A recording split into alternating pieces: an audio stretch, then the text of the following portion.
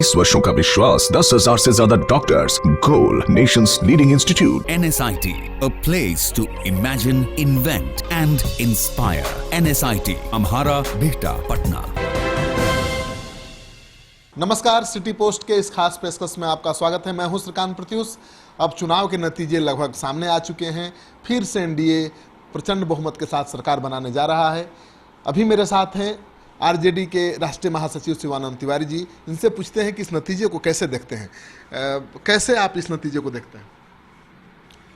देखिए, नतीजा जो है बिल्कुल आश्चर्यजनक है। माने भारतीय जनता पार्टी या एनडीए फिर से सरकार बना सकती है, इसकी संभावना दिखाई दे रही थी, लेकिन नतीजा जिस प्रकार का हुआ है इससे मैंने इसकी उम्मीद नहीं थी। बिल्कुल लगता है देश उत्तर से दक्षिण, पूरब से पश्चिम, चारों तरफ जो है वो मैंने बिल्कुल मोदीमय जो है दिखाई दे रहा है। हमारा बिहार में भी हम लोग ये मैंने यहाँ तक कि जो मीडिया के लोग इलेक्शन के दरमियान घूम रहे थे, पोलिंग के दिन जिन लोगों ने अलग अलग इलाकों में कवर किया, किसी को यकीन नहीं आ रहा है कि साहब इस तरह का चुनाव हो गया। अब देखिए, अररिया की बात हम कर रहे हैं। अररिया में मार्जिन काफ़ी है, बीजेपी का उम्मीदवार आगे है। अंतिम आंकड़ा हमारे पास नहीं है, लेकिन जो बाई इलेक्शन हुआ था अररिया में, उस बाई इलेक्शन में सिर्फ 2 क्षेत्र से हमारा उम्मीदवार जीत गया था, जोकीहाट से और अररिया से। बाकी 4 क्षेत्र में वो हारा था। तो वहाँ जो मुस्लिम आबादी है, वो आबादी इतनी ज़्यादा है और पोल इतना जब इस ढंग से लोग करते हैं, उसके अलावा जो बाकी क्षेत्र है उसमें आपको माझी बिरादरी के, मुसहर बिरादरी के लोग हैं, जादव बिरादरी के लोग हैं। वहाँ थोड़ा जादव बिरादरी में भी मुस्लिम गैर मुस्लिम, एंटी मुस्लिम वाला भाव जो है रहता है। लेकिन इसके बावजूद मैंने 25%, 30% जादव वोट हम लोगों को मिलता रहा है। बाई इलेक्शन जो हुआ था उसमें माझी वोट भी मिला था। वहाँ कैसे 57-58 हज़ार या उससे ज़्यादा से 1 लाख के लगभग से हम लोग पीछे हैं, ये बात नहीं समझ में आती। नहीं, कुछ आपको अब तो समझ में आ रही होगी क्यों, क्या कौन फैक्टर काम किया? नहीं, देखिए ना, ये तुरंत ऑफ हैंड नहीं ना बात किया जा सकता है। अब तो बैठ के देखना पड़ेगा, वहाँ के साथियों से बातचीत करनी पड़ेगी।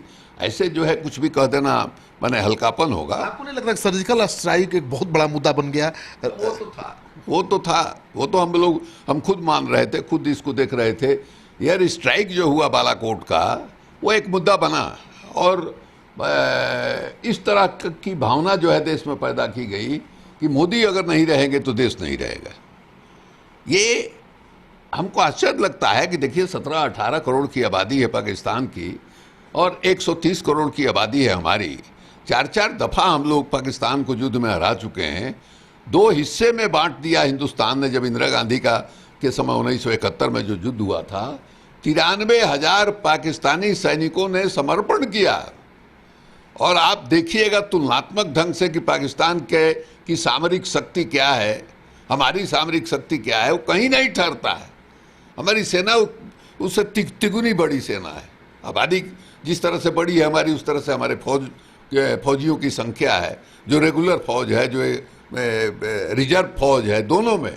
आप हवाई जहाज देखिएगा, हवाई सेना हमारी देखिएगा, हमारी मैंने जल सेना को देखिएगा, सब में बड़े हैं। मिसाइल हमारा 1000-1500 किलोमीटर मार करने वाला है। ये उसको ये दिखाना लोगों के मन में कि साहब हम नहीं रहेंगे तो पाकिस्तान निकल जाएगा, या एक भाव पैदा करना कि मुसलमान आपको खा जाएंगे, ये हिंदू समाज के दिमाग को बीमार बनाने वाली बात।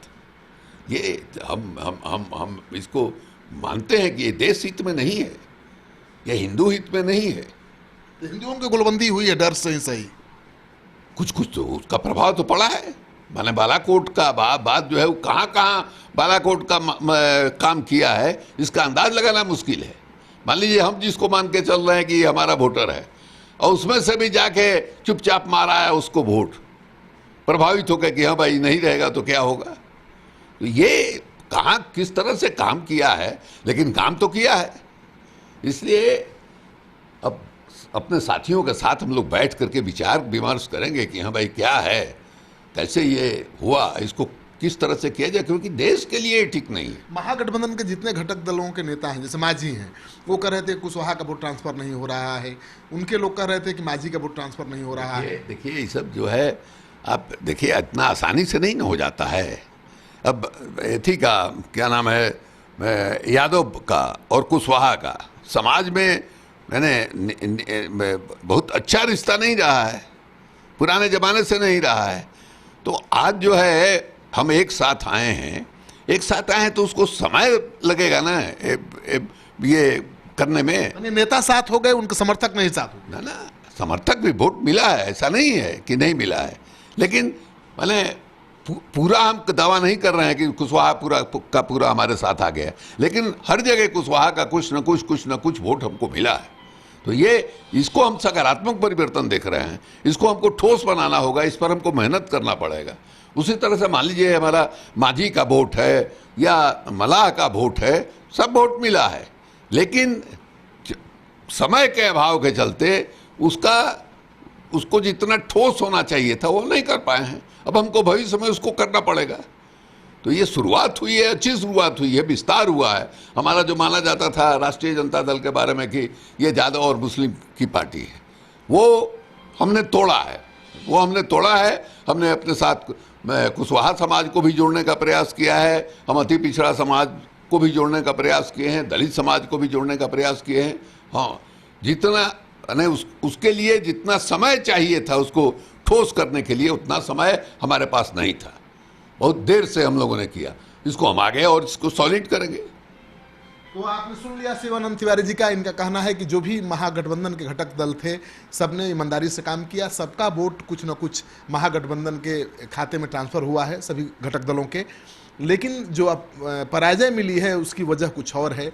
जिस तरह से बीजेपी ने पाकिस्तान का डर दिखाकर हिंदुस्तान के एक बड़ी आबादी को गुलबंद कर दिया अपने पक्ष में, उसकी वजह से ये नतीजा हुआ है। लेकिन इससे सबक लेगा आरजेडी महागठबंधन और नए सिरे से तैयारी करेगा अगले विधानसभा चुनाव में उतरने की। आपको शिवानंद तिवारी बाबा का दावा अच्छा लगे तो इस दावे को खूब शेयर करिए दोस्तों के साथ। अगर आपने अब तक हमारा चैनल सब्सक्राइब नहीं किया है तो कर लीजिए। आपका सहयोग समर्थन लगातार मिल रहा है और उसकी बदौलत पहले साल ही सिटी पोस्ट बिहार झारखंड का सबसे ज़्यादा देखे जाने वाला चैनल बन गया है। ये सहयोग समर्थन आगे भी जारी रहना चाहिए। धन्यवाद।